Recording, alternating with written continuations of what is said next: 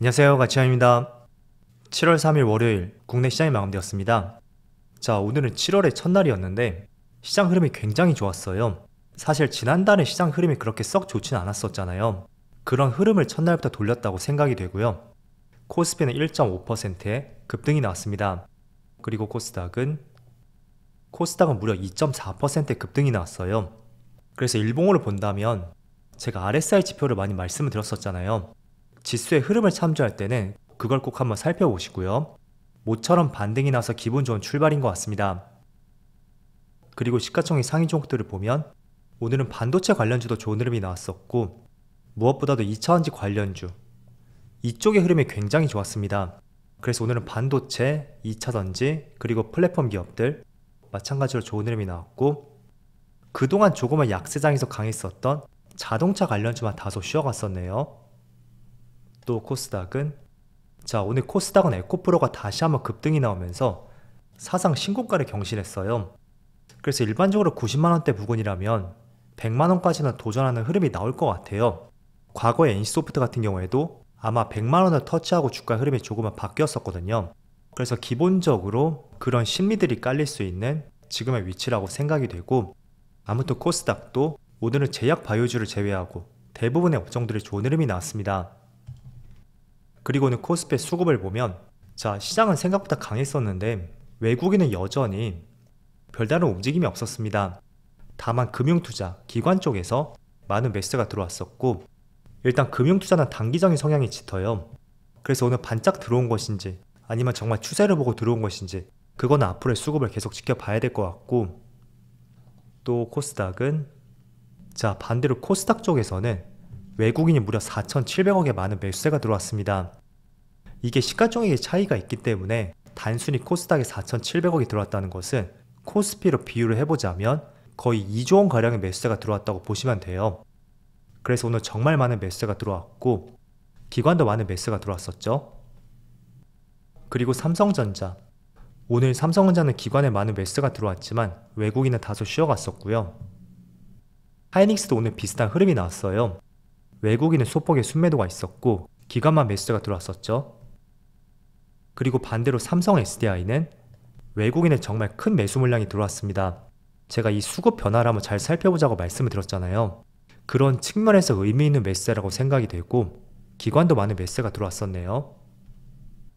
그리고 에코프로, 오늘 코스닥의 거래대금이 거의 에코프로에서 다 발생이 되었다 라고 말해도 이상하지 않을 것 같아요. 거래대금이 2조원 넘게 터졌고 외국인도 무려 3천억이 넘는 매수세가 들어왔죠. 그런데 이 매수세가 정말 에코프로를 매수하기 위해서 매수한 것인지 아니면 쇼커버링이 나온 것인지 그건 조금 더 지켜봐야 될 것 같습니다. 자, 이어서 주차별 매매 동향에 대해서 살펴보도록 하겠습니다. 7월 3일 외국인이 가장 많이 매수한 종목은 에코프로, 삼성 SDI, 이수페타시스, 포스코홀딩스, LG에너지솔루션, 전반적으로 2차전지 관련주를 가장 많이 매수했고요. 그리고 기관은 삼성전자, SK하이닉스, LG에너지솔루션, 포스코홀딩스. 기관은 반대로 반도체를 가장 많이 매수했고 그 다음이 2차전지네요. 자, 이어서 해외 증시를 보면 지난주 금요일날 미국 증시가 한 차례 급등이 나왔습니다.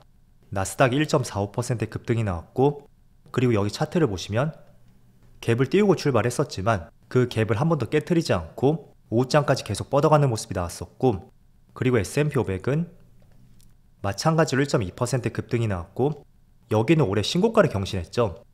마찬가지로 갭을 띄우고 출발했지만 한 번도 깨지 않았어요.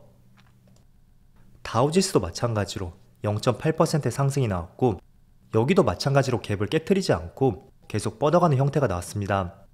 자, 그래서 금요일날 시장 흐름을 보면 모두 갭을 띄우고 출발했었지만 그 갭을 모두 깨트리지 않고 5장까지 계속 뻗는 모습이 나왔다는 것은 그만큼 시장이 금요일날 강했었다는 것을 우리가 이해를 해볼 수가 있겠죠.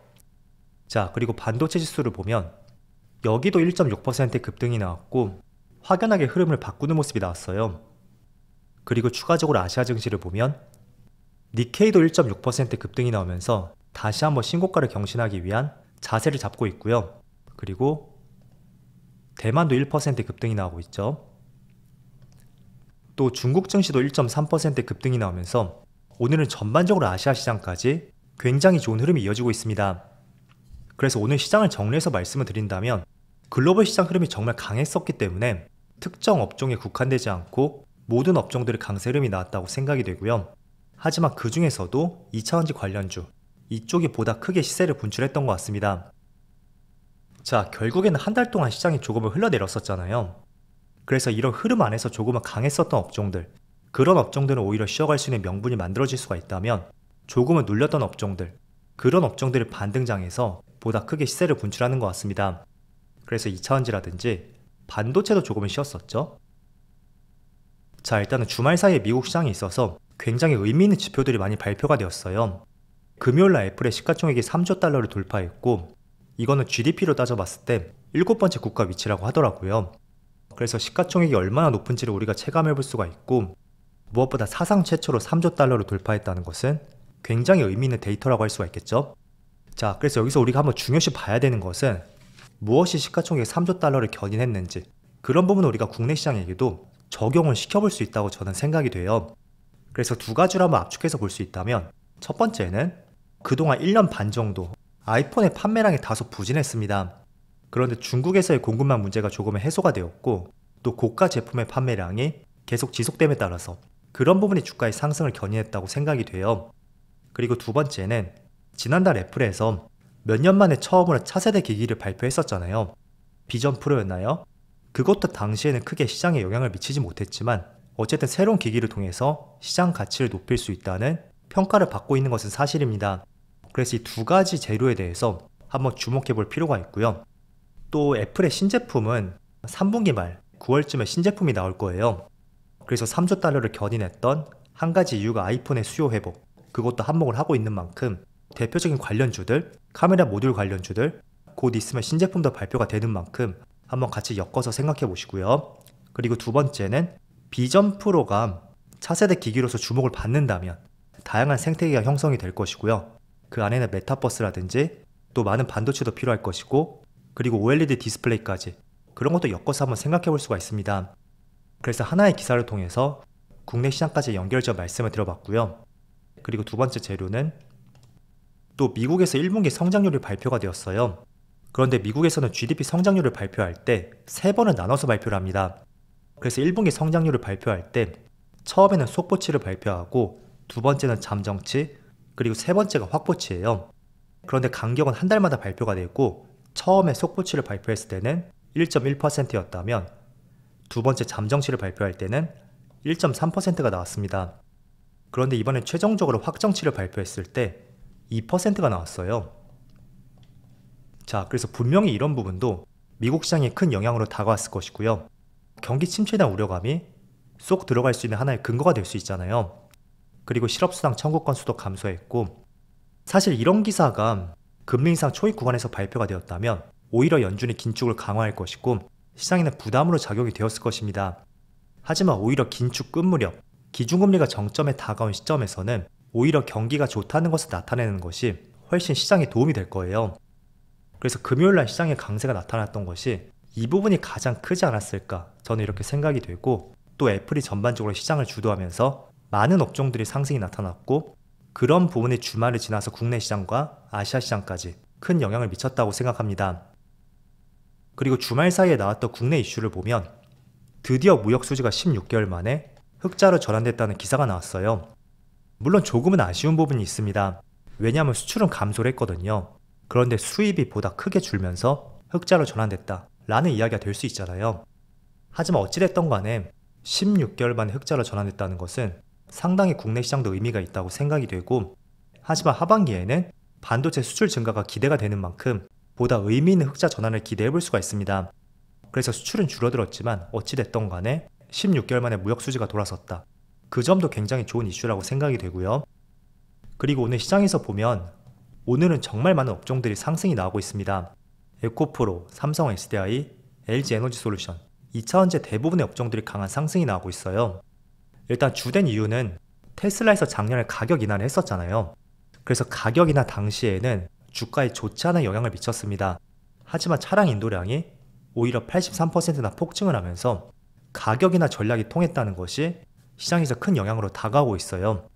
그래서 오랜만에 2차전지 관련주가 에코프로와 삼성 SDI를 중심으로 굉장히 강한 상승이 나오고 있고요.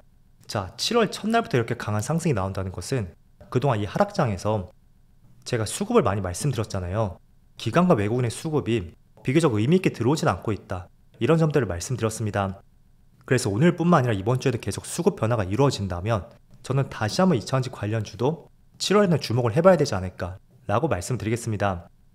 그래서 6월 한 달 동안은 외국인이 조금은 빠져나가는 흐름이 나왔다면 오늘부터 의미 있는 변화가 이루어지는지 이런 부분 체크를 해보시면서 다시 투자 포인트를 잡아보는 것도 괜찮을 것 같다고 말씀드릴게요. 자, 그리고 에코프로 그룹주 같은 경우에는 오늘 신고가를 경신했어요. 자, 에코프로는 제가 사실 조금은 부담스러워했던 종목 중에 하나였거든요.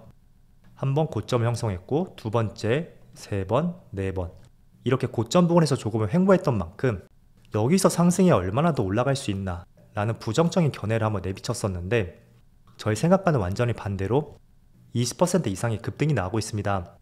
그래서 일단은 오늘 특별한 이슈가 나왔던 것은 아니었지만 신고가를 돌파했다는 것은 다시 관심을 가져봐야 된다고 생각이 되고요. 하지만 조금은 보수적인 관점으로 투자를 하시는 분들이라면 저도 마찬가지고요. 이렇게 정배열 구간에서 이격이 많이 벌어졌을 때는 항상 조심하자 라고 말씀을 드리겠고, 오히려 상승 초입에 있는 종목들, 그런 종목을 발굴하고 투자해보는 것도 하나의 의미 있는 투자 방법이 될 수 있다고 말씀드릴게요. 그래서 어쨌든 미국 시장의 좋은 경제 지표라든지 16개월 만에 무역 수지가 흑자로 전환됐다 라는 기대해볼 수 있는 재료들이 상당히 많이 나왔어요. 그래서 7월 첫날이 정말 의미 있게 시작이 되었고, 이런 부분이 앞으로 계속 이어질 수 있기를 같이 한번 기대를 해보면서 이번 7월달을 맞이해보자고 말씀드리겠습니다. 자, 그럼 정말 더운 날씨에도 수고 많으셨고요. 저는 내일 영상에서 다시 찾아뵙도록 하겠습니다. 감사합니다.